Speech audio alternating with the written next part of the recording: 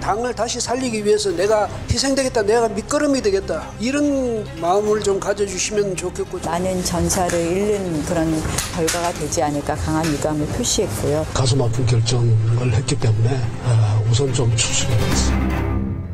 예, 자유한국당 비상대책위원회 산하 조직강화특별위원회 조강특위가 지난 15일 인적쇄신 명단을 발표했습니다. 당협위원장 79명을 물갈이했는데 그중에 현역 의원만 21명이 포함됐죠.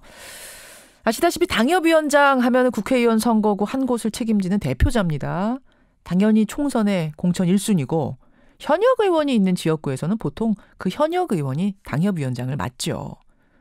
그렇기 때문에 당협위원장 배제는 총선 배제로 해석이 될 수가 있습니다. 그래서 민감한 건데요. 자그마치 현역 21명이 여기에 포함이 된 겁니다.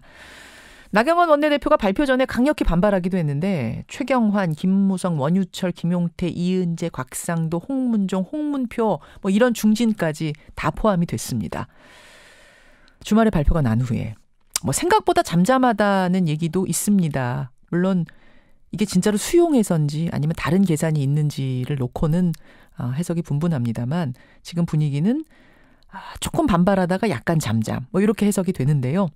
자, 한국당 인적쇄신 리스트 어떤 기준으로 작성이 됐는지 조강특위의 이진곤 의원 연결해서 직접 들어보죠. 이진곤 의원님 안녕하세요. 예, 안녕하세요. 고생 많으셨습니다. 고맙습니다.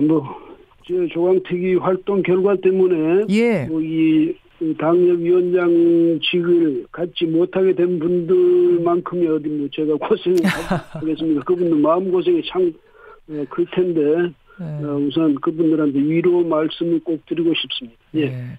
쉽지 않으셨죠? 그 21명을 골라낸다는 게 원외까지 하면 79명을 골라낸다는 게. 예.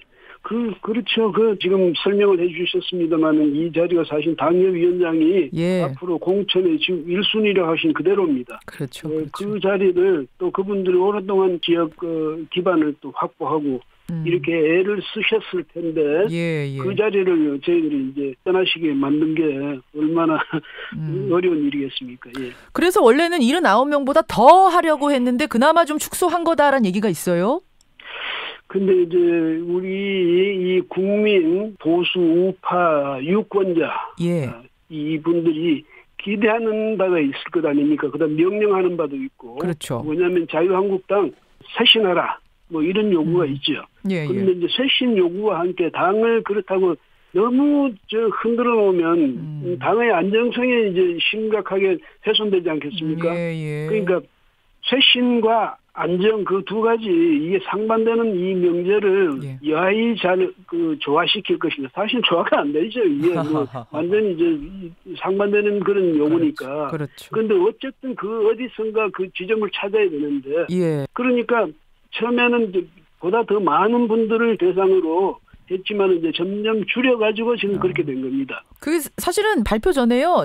신당 창당설도 무성했어요. 아시겠지만 친박이 다수 물갈이 대상이 될 거다. 그러면 친박이 나가서 신당 만들지도 모른다. 막 이런 소문까지 파다했는데 막상 뚜껑 열고 보니까 친박계 비박계가 균형이 잡혀 있더라고요. 수적으로. 그래서 저는 보면서 이거 정무적인 판단을 좀 안 할 수가 없었던 모양이다 했는데 실제로 좀 정무적인 판단이 있었던 모양이네요.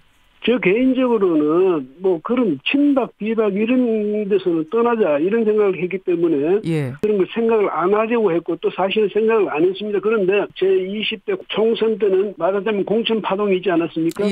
그 바람에 20대 총선에서 이제 패배를 하고 그때가 자유한국당이 스스로 이제 이 와해 위기를 자초하는 그런 결정적인 계기가 됐죠. 그래서 그런 위원이라든지 그 이후에 보면 또 분당 사태가 있었고 그다음에 지방선거 이제 참패도 있었고 재판에 회부된 분들도 있었고 이렇게 되니까 이런 모든 고비에 있었던 가장 상징적인 책임자 그러니까 모두를 다 책임지울 수는 없으니까 그중에 아주 상징성 있는 그런 분들을 이제 골라냈는데요.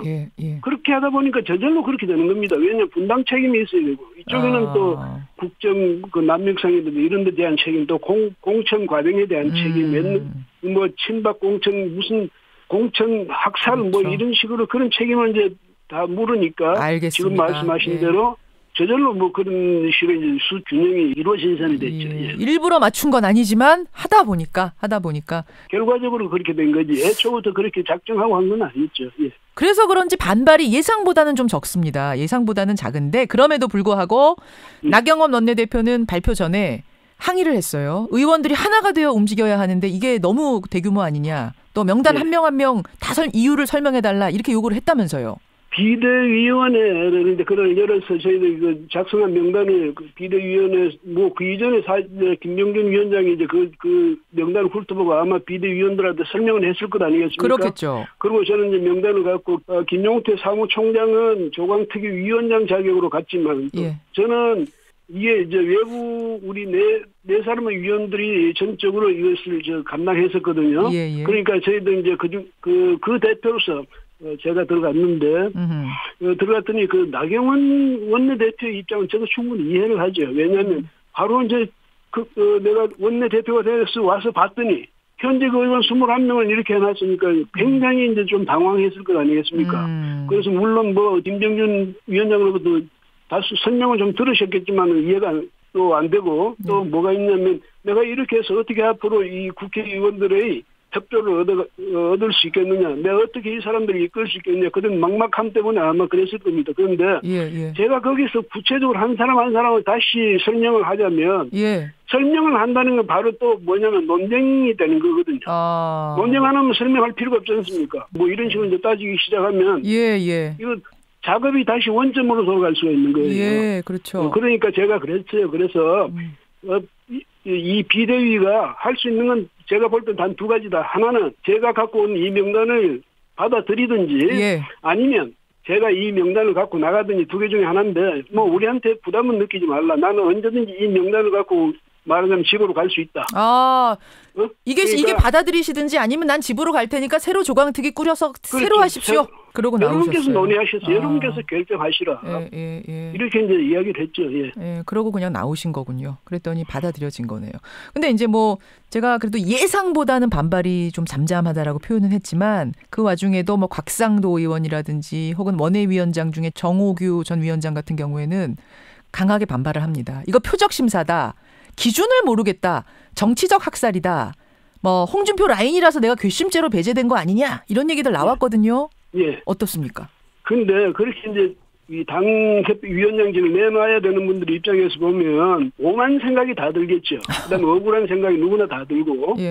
이렇지만은 누군가는 희생이 돼줘야 된다. 구체적으로 일일이 다 이런 이유, 당신은 이런 이유, 이런 이유 이렇게 따지면 말이죠. 따지고 들으면 한이 없거든요. 표적 심사를 왜 하겠습니까? 저희들이 외부에서 온 저희들은 그런 기본적인 전제가 있을 수 없잖아요. 그렇잖아요. 그런데 이제까지 그 자유한국당이 이런 식으로 위축되어 온 그 과정에서 고비 거기에서 책임을 져야 할 분들을 찾았다 이거죠. 알겠습니다. 그런데 억울하지 않은 분이 어디 있겠습니까? 다 억울하죠. 그렇지만 인적 쇄신의 요구가 정말 컸다. 그래도 최소한으로 자제하고 어떻게든 그 숫자를 줄이려고 노력해왔다. 이런 말씀을 드리고 싶습니다. 알겠습니다. 일각에서는요. 총선까지 어차피 꽤 많이 남았고 다음 지도부 전당대회 통해서 꾸려지면은 이거 다 뒤집힐 수도 있다 다시. 그래서 그걸 기대하기 때문에 반발하고 싶어도 지금 참는 분들이 있다. 이거 그대로 안 갈 거다 이런 얘기가 나와요. 그거 어떻게 생각하세요? 이거 만든 분으로서. 당연히 그분들은 그렇게 하면서 지금 말씀 문제를 일으키지 않는 게 좋죠. 왜냐하면 이번 이 조강특위 활동은요. 앞으로 2월 말에 있을 예정인 그 전당대회를 위한 정지 작업입니다. 자유한국당이 새로운 체제로 쇄신된 체제로 나아가기 위해서는 인적 쇄신이 반드시 필요하다. 그걸 위해서 하는 거지.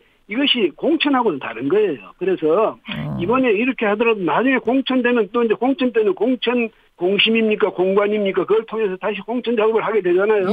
그때를 대비해서라도 이번에 그렇게 21분 더 오히려 노력하고 해가지고 국민들의 신뢰를 받고 당원들의 지지를 받도록 노력을 해야지. 그 나경원 원내대표 그날 말씀을 잘 하셨어요. 뭐냐면 이렇게 열심히 노력해서 하는 분들에게 만회할 기회조차 박탈해서는 안 된다. 당연하죠. 근데 국민들 입장에서는 21명 지금 물갈이 해놓고 12월에 물갈이 해놓고 2월 후에 되살아난다 그러면은 이게 진짜 물갈이냐? 이게 뭐 그냥 그럼 신용만 한 거 아니냐 이러실 수도 있을 것 같은데요? 아니, 그런데요. 영원히 그 정치 길을 막아버린 그런 건 아니고, 이번에 2월 말에 이제 새로 등장하는 지도부가 새로운 당협위원장들의 지지를 받아서 그 바탕 위에서 자기가 이제 당권을 쥐게 되는 것 아닙니까? 그렇겠죠. 자기 지지 기반이 된 사람들을 내가 대표됐으니까 바로 이건 아니죠. 근데 이제 내후년 가면 그 총선을 하게 되면 어차피 그때는 그 공천을 할 때는 역시 이제 뭐 경쟁 체제가 돼도 어쨌든 대부분의 이 당협위원장들은 대부분은 그냥 가겠지만은 그 중에 일부는 또 물갈이가 될 수 있는 거죠. 그런데 그것까지 우리가 지금 미리 예상해서 못하게 만들 수는 없는 게 왜냐하면 그때는 그때의 그 지도부가 있을 테니까. 알겠습니다. 그 말씀입니다. 예. 김용태 조강특위 위원장도 포함이 됐더라고요, 위원님. 예. 그 특위의 위원장이 셀프로 하신 거예요? 셀프 청산? 김용태 사무총장은 이 탈당을 할 때 제일 먼저 탈당을 했거든요. 그러셨죠. 말하자면 선도 탈당을 한 거죠. 그 바람에 분당의 그 단초를 제공한 셈 아닙니까? 그런데 이분이 조직 강화 특위 위원장을 맡았어요. 우리가 조직 강화 특위의 이 활동 결과가 그 다른 사람들에게 승복을 받으려면 조강특위 위원장 그 사람도 결격 사유가 있는데 그 사람은 놔두고 그러면 너를 위한 정비였느냐 그런 이제 지적을 받을 수도 있고 그러면 불신이 생기는 것 아닙니까? 그래서, 그러면 김용태 사무총장은 조직 강화 특위 위원장을 맡는 순간에 자신은 희생돼야 된다는 걸 각오를 했고요. 그래서 저희들한테도 저는 아무 미련 없습니다. 저는 언제든지 내놓을 수 있습니다. 걱정하지 마십시오. 이렇게 늘 이제 자주 그런 이야기 해왔습니다. 그래서 뭐 그랬든 안 그랬든 김용태 총장을 희생시키지 않고는 이 결과를 이 당원들이나 특히 이제 배제되게 된 분들한테서 승복을 받아내기가 어려웠죠. 알겠습니다. 마지막으로 10초 남았는데 스스로 점수를 좀 매긴다면 이번 개편에 대해서 물갈이에 대해서 스스로 점수를 매길 수는 없습니다. 다만 저희들은 최선을 다했습니다. 이 말씀밖에 드릴 수가 없네요. 아니 교수님이시니까 A, B, C, D 학점 매기시잖아요. 학점 매긴다면 어디쯤에 동그라미가 가능하시겠어요? 대충. 셀프 학점 부여는 없습니다. 그럼 그건 위법이에요. 알겠습니다. 예, 여기까지 말씀 듣도록 하죠. 고생 많으셨습니다. 고맙습니다. 예, 고맙습니다. 예, 자유한국당의 조강특위 위원을 맡고 있죠. 이진곤 위원이었습니다.